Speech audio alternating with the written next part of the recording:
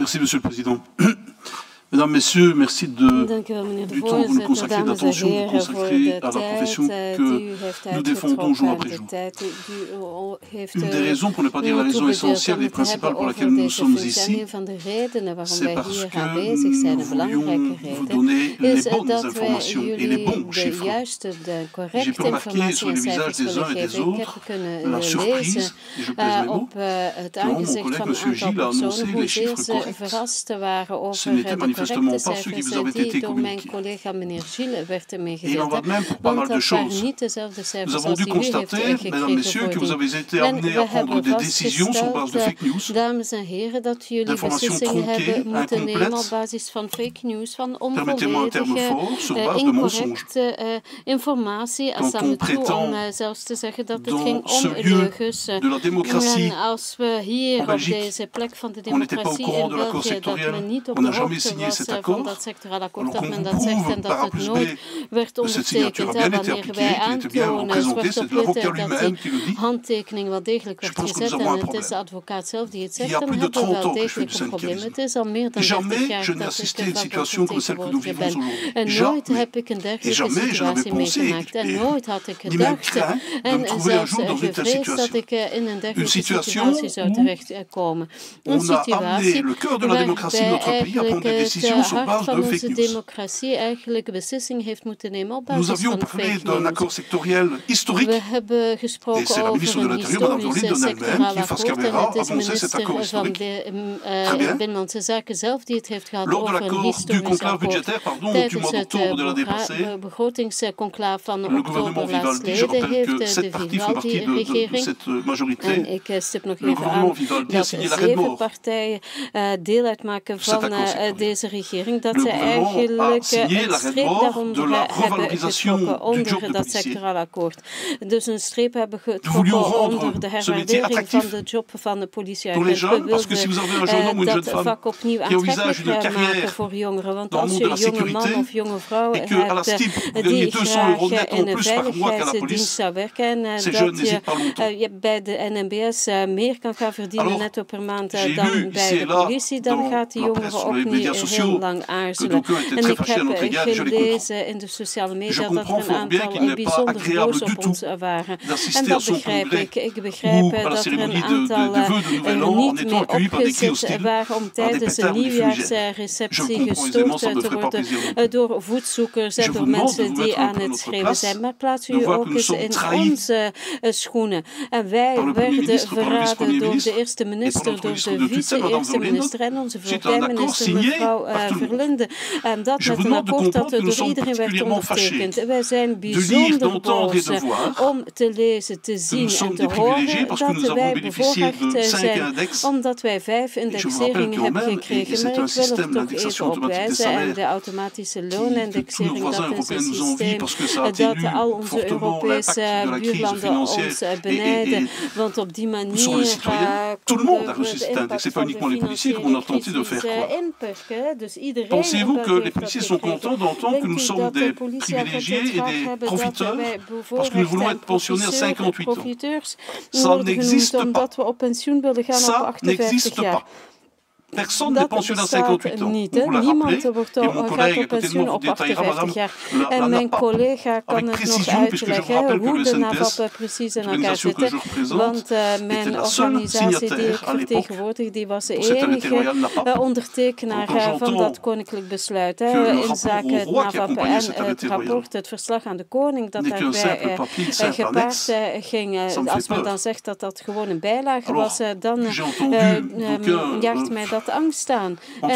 Ik heb een aantal onder u het horen hebben over de toekomst op middellange termijn voor de politie. Ja, wij zijn graag de partij, maar we moeten nu ook de situatie in goede banen leiden. We zitten in een catastrofale situatie.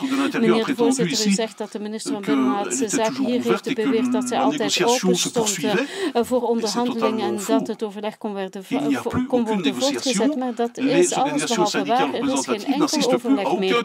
We wonen geen enkel comité meer bij, geen enkel overleg. Waarom niet? Omdat het vertrouwen volledig verbroken is. Hoe wilt u dat de vakbondsvertegenwoordigers die wij zijn, dat wij rond een onderhandelingstafel gaan zitten en zeggen, ja, we zullen samen de toekomst van de politie bespreken. We zullen samen een akkoord gaan sluiten met de minister, wetende dat een paar weken later dat men dat gewoon van de tafel gaat vegen en dat men plots zegt, nee, we zijn het daar niet mee eens. Wat is nog de geloofwaardigheid van die politieke verantwoordelijke? En ik heb het gehoord bij verschillende sprekers, dat u zand in de ogen werd gegooid met de fake news, met cijfers die niet overeenstemmen met de werkelijkheid. En zijn er die hier met de universele oplossing komen aandragen, met de bodycams. Ja, fantastisch, maar dat zal zeker geen oplossing zijn voor anders. En als men zich bezorgd maakt over de recrutering bij de politie, dat is ook onze grootste bekommernis. We hebben nieuw bloed, jong bloed nodig. Maar ik kan u zeggen dat er geen mensen zullen bijkomen. Als u de rangen opnieuw wilt vullen, dan hebben we er 4000 nodig. Gewoon om op niveau te zitten. En ik zal u onmiddellijk geruststellen. Ja, hebben we al nagedacht over de toekomst. Natuurlijk, maanden en maanden hebben we onderhandeld met de politieautoriteiten over een nieuw recruterings- en selectiesysteem. Waarom? Wel, vroeger als een jongere een carrière wilde in de politie, dus tussen het moment dat hij die interesse toonde en na de opleiding, dan moest je al een jaar, 1,5 jaar tellen. Dus heel wat mensen raakten ontmoedigd. Er zijn heel wat waardevolle elementen. En nu is dat ingeperkt tot een aantal weken. Tussen het moment waarop men zich kandidaat zet en dat men een opleiding kan volgen. En een van de essentiële punten in het sectorale akkoord dat we ondertekend hebben met de minister was de loonherwaardering van de jongere politieagenten, toekomstige politieagenten. Dat was pas een aanmoediging. We hebben gevraagd dat er respect zou zijn voor de politie. En meneer Privan heeft er ook aan herinnerd daarnet. Ja, vroeger toen men een politieagent of een rijkswachter kruiste op straat en hetzelfde voor een priester of voor een schoolleraar, dan had men respect voor die persoon. En nu is het tegendeel waar. Men gaat er bijna op spugen. Het is bijna slecht om bij de politie te werken. En de politie zijn bepaalde partijen die ook zeggen dat politiemensen moordenaars zijn. Dat is niet echt het respect waar we naar op zoek zijn op het terrein. Dus hoe kunt u ons helpen? Wel, meneer Thiebaut, ik heb een duidelijk antwoord. Er is binnenkort een begrotingsconclave en u heeft gezamenlijk een vergissing begaan in oktober. En we kunnen u dat niet te veel kwalijk nemen, omdat u beslist heeft op basis van fake news, van foute cijfers, maar vandaag beschikt u over de waarheid.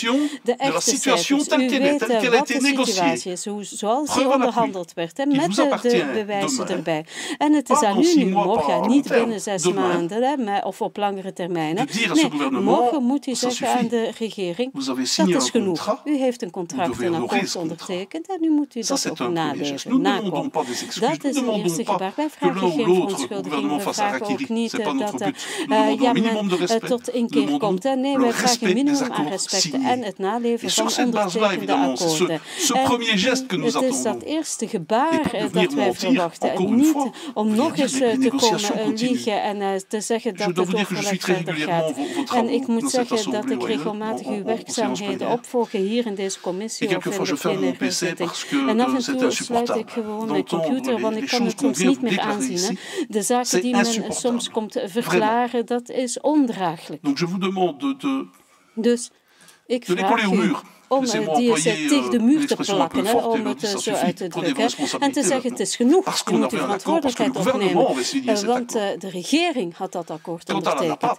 En wat het NAVA betreft, nu komen beweren dat de onderhandelingen voor het sectoraal akkoord gelinkt waren aan het opgeven van het NAVA. Dat is een leugen, dat is fout. Van A tot Z.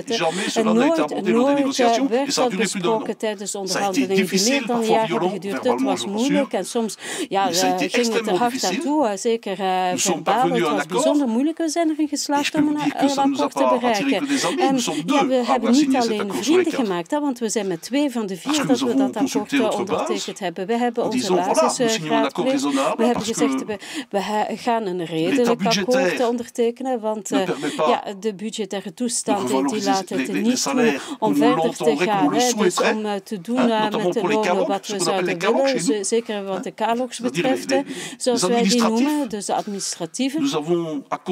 Wij hebben bijzondere aandacht geschonken, want zij worden altijd vergeten in de hervorming. Dus we hebben blijk gegeven van gezond verstand en we zijn gematigd geweest in wat we gevraagd hebben aan de minister tijdens onderhandeling.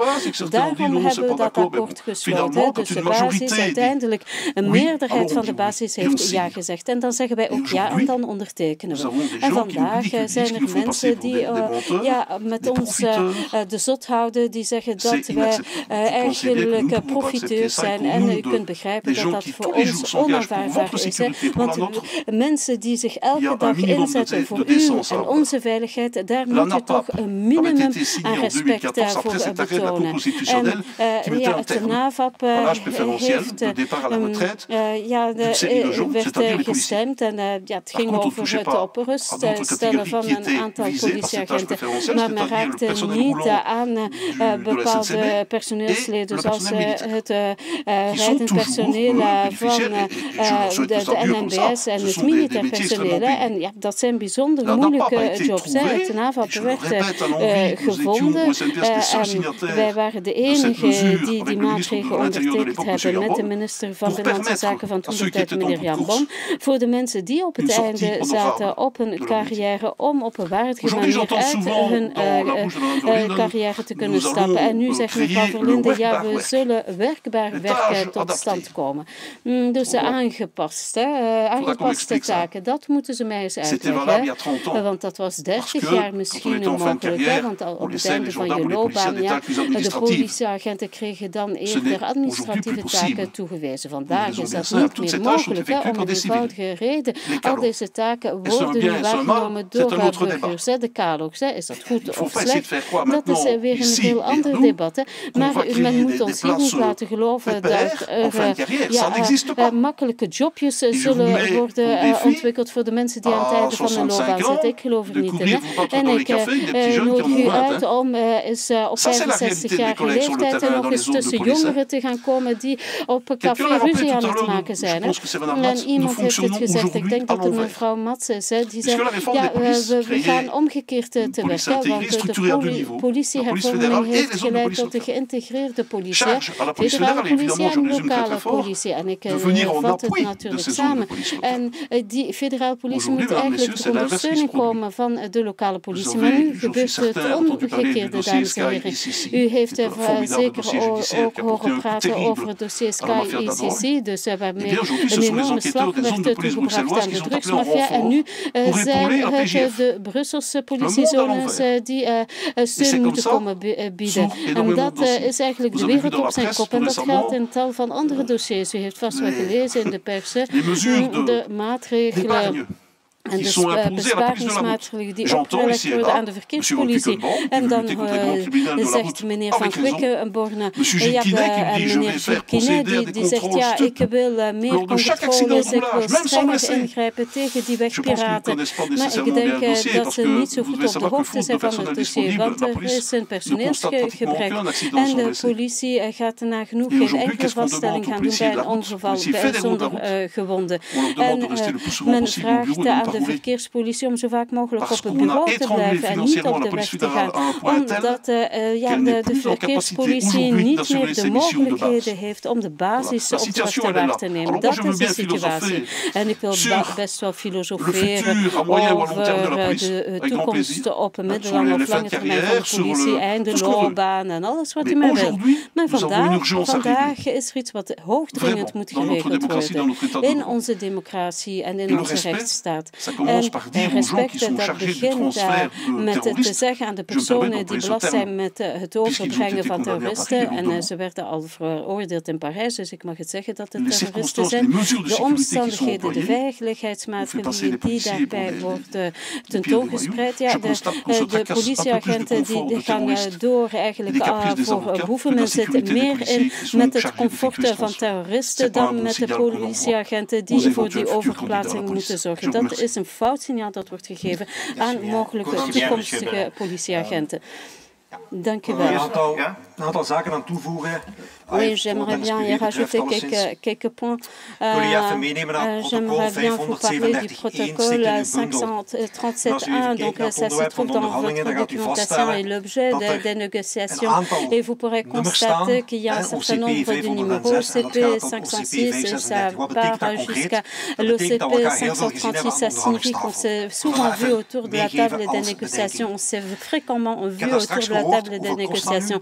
Alors, j'ai entendu tout à l'heure combien ça coûte. Alors, négociation première phase, dernière phase, coût global de l'augmentation salariale opérationnelle, donc 129 millions 658 000 et des euros, donc jusqu'à 2 chiffres après la virgule. Alors, lorsque vous voyez le point 1, donc le nombre de négociations qu'il y a eu, alors ça me semblait clair. Donc, ceux qui étaient autour de la table et qui étaient destinataires des PV, donc bon, ils étaient bien au courant de ce qui avait été discuté. À dire par après qu'ils n'étaient pas au courant, c'est vraiment exagéré, c'est vraiment un mensonge. Alors le phasage, où est-ce qu'on a signé? En fait, on se trouvait dans une dynamique depuis 2018 déjà avec l'équipe précédente, donc avec le ministre de l'ECOP, M. Yambon, avec lequel on avait également conclu un accord, mais une phrase importante,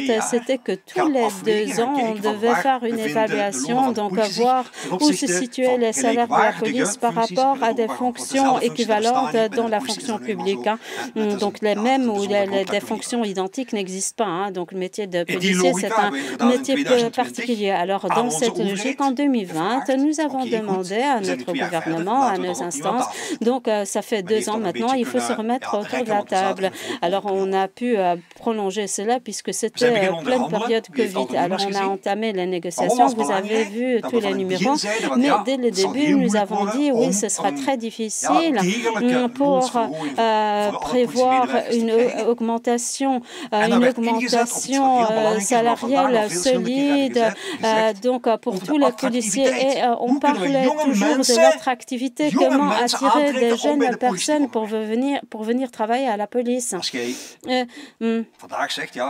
Si, bon, vous dites aujourd'hui, donc les négociations ou ces augmentations salariales, on va le phaser. Donc, alors comment être plus attractif si vous dites aujourd'hui, bon, on va couper cette tartine en 3 et bon, ils n'ont qu'à être contents s'ils viennent travailler à la police demain. Donc, vous avez vu les chiffres.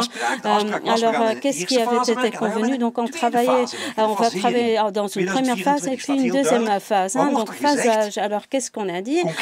Concrètement, ceci signifie que les négociations salariales pour la deuxième phase de cet accord sectoriel au plus tard seront démarrées au mois de janvier 2024 pour les terminer au plus tard au mois d'avril 2024. Alors, vous savez tous comment fonctionne la politique, mais c'était ce qui avait été convenu.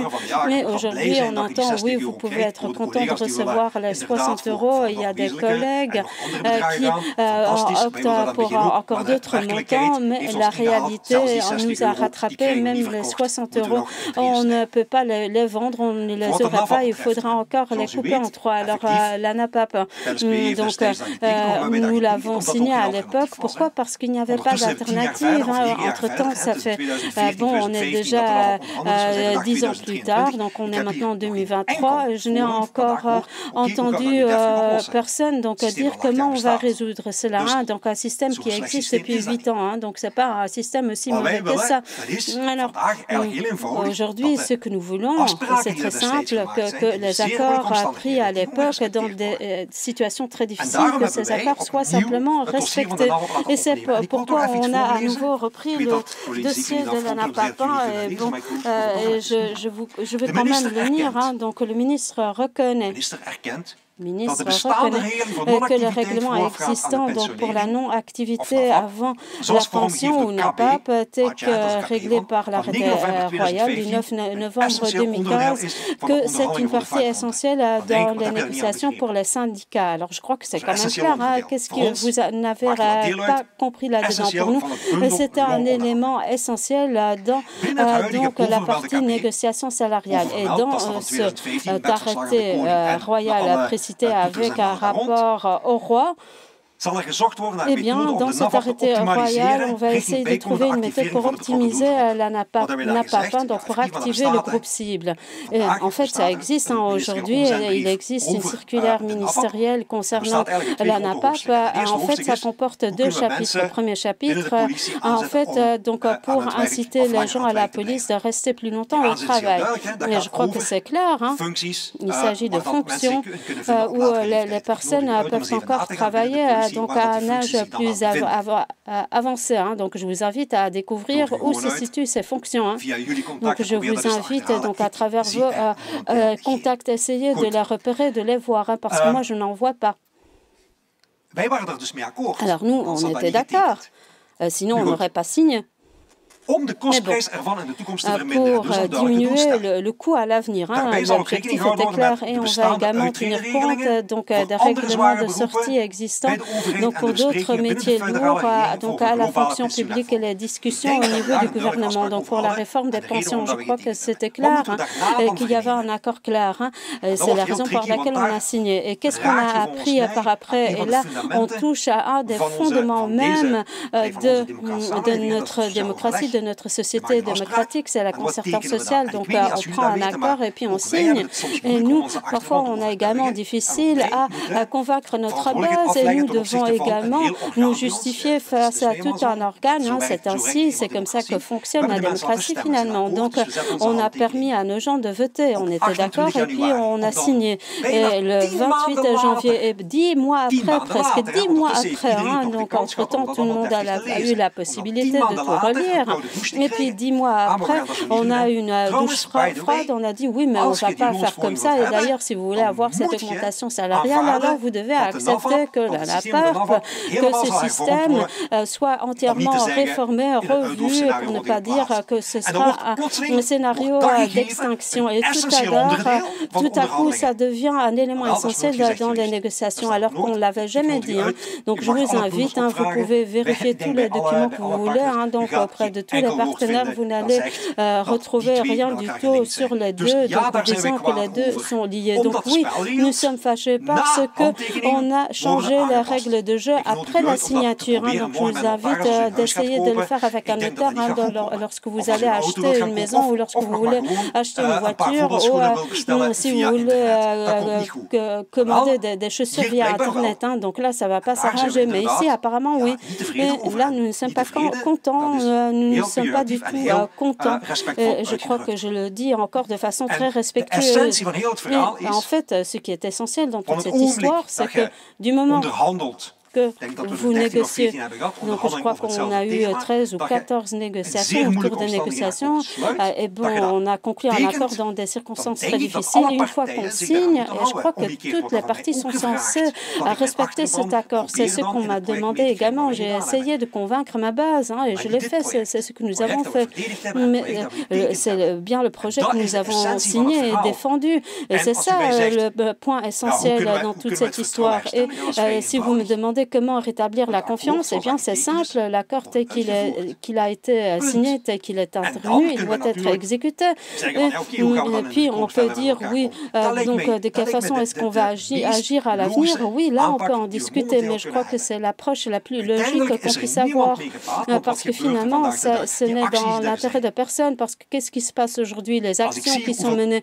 Quand je vois combien de collègues sont là, sont enthousiastes pour participer, et que nous, on dit, bon, nous allons agir avec des délégués, donc en petits groupes, donc, pour que ça reste gérable.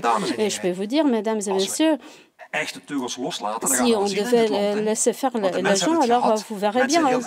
Donc vous verrez bien ce qui va se passer. Mais nous, on ne le fait pas, parce qu'on a été éduqués de cette façon. On fait preuve de loyauté à ce pays et aux institutions de ce pays. Mais ça ne signifie pas que les policiers ne souffrent pas et ça ne signifie pas que ces policiers qui assurent même des missions de sécurité, de surveillance, qui font même des missions de bodyguard. Donc ça ne signifie pas que ces personnes n'ont pas leur avis personnel, mais ces personnes font preuve de loyauté.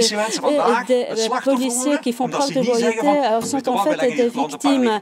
Donc parce qu'ils ne disent pas, voilà, on va faire la grève, on va mettre le pays à l'arrêt pendant quelques semaines. Non, c'est pas ce qu'on recherche. On recherche une solution, de préférence autour de la table de négociation. Mais on n'est pas ici parce que certaines personnes croient que nous, on a toujours raison. Non, nous sommes ici parce qu'il y a toute une population de policiers qui dit, mais oui, attendez, ça ne va pas, c'est pas acceptable. Et ils ont raison. Est-ce qu'il y a moyen de rétablir la confiance? Oui. Sommes-nous prêts à remettre autour de la table pour rétablir cette confiance? Oui, mais c'est un signal, un geste qui ne doit pas venir de nous. Ça doit venir de ceux qui ont créé toute cette problématique. Donc, il faut simplement dire il y a un accord et l'accord doit être exécuté et puis on verra bien. C'est la seule solution possible pour nous, à mon avis, donc pour pouvoir à nouveau se parler. Parce que finalement, ça signifie qu'il faut mettre autant de personnes autour de la table des négociations. Il y a des techniciens, des gens du gouvernement, des instances publiques, donc des personnes qu'il faut régulièrement mettre autour de la table des négociations. Et puis finalement, après toutes ces semaines, on va dire oui, mais on ne va pas l'appliquer, on ne va pas le faire. Donc il faut rester sérieux. Nous, on veut sérieusement négocier avec un partenaire sérieux et si tout le monde se tient à l'accord intervenir, alors je crois qu'il n'y aura plus de problème. C'est le message que notre base nous donne et le message qu'on tient à vous communiquer aujourd'hui. Et tôt ou tard, il faudra sortir de l'impasse.